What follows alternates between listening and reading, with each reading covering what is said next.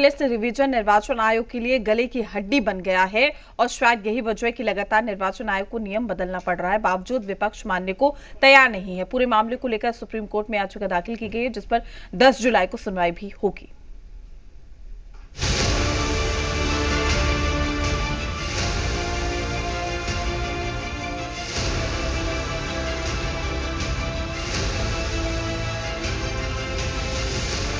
बिहार में निर्वाचन आयोग के वोटर लिस्ट रिवीजन के फैसले को अब सुप्रीम चुनौती दी गई है। चुनाव आयोग के फैसले के खिलाफ याचिका पर 10 जुलाई को सुप्रीम कोर्ट में सुनवाई होगी।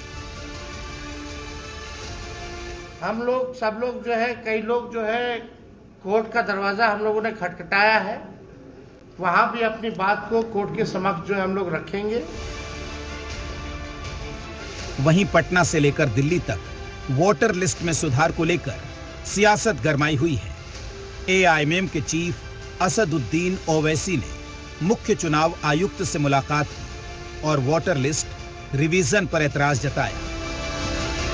हमारा एक ही है कि आप इतने कम टाइम में एक्सरसाइज कैसे कर पाएंगे, बहुत टाइम कम है।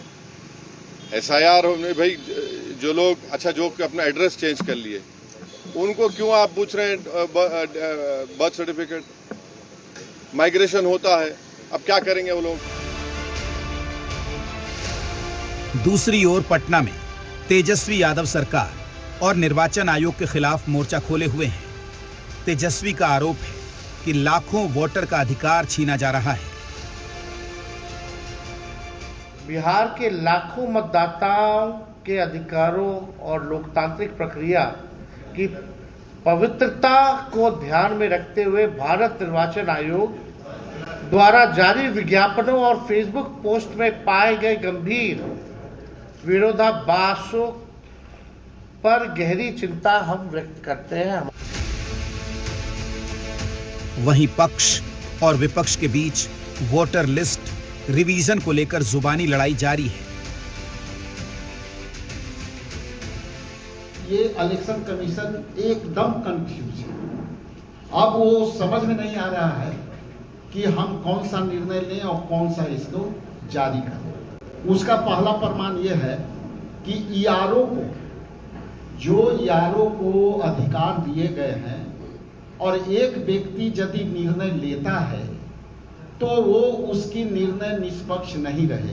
कहीं कोई षड्यंत्र नहीं है और इलेक्शन कमीशन 2003 में भी ऐसा किया था। गांव घर से हम लोग आए हैं, वो तो गांव घर जाते नहीं हैं।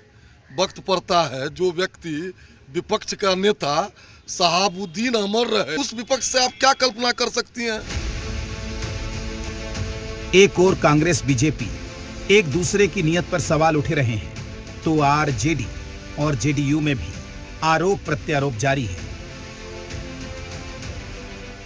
वोटर वेरिफिकेशन का काम समय समय पर होता रहता है, इसमें कुछ भी अस्वाभाविक नहीं, लेकिन विपक्ष के साथी लगातार इस बात पर सवाल उठा रहे हैं। हमें लगता है कि किसी को भी कोई भी कंफ्यूजन हो तो चुनाव आयोग के समक्ष अपनी बात रखी जा सकती है, नाहक भ्रम फैलाने की जरूरत नहीं है। इलेक्शन कमिश्नर खुद ही हर मिनट फैसले बदल रहे हैं।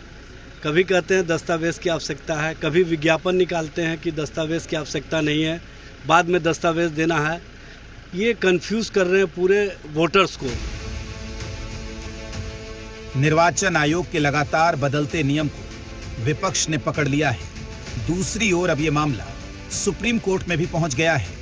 10 जुलाई को देखना होगा कोर्ट का क्या रुख रहता है। पटना से आत्मजा, जी मीडिया, पटना। रेल मंत्री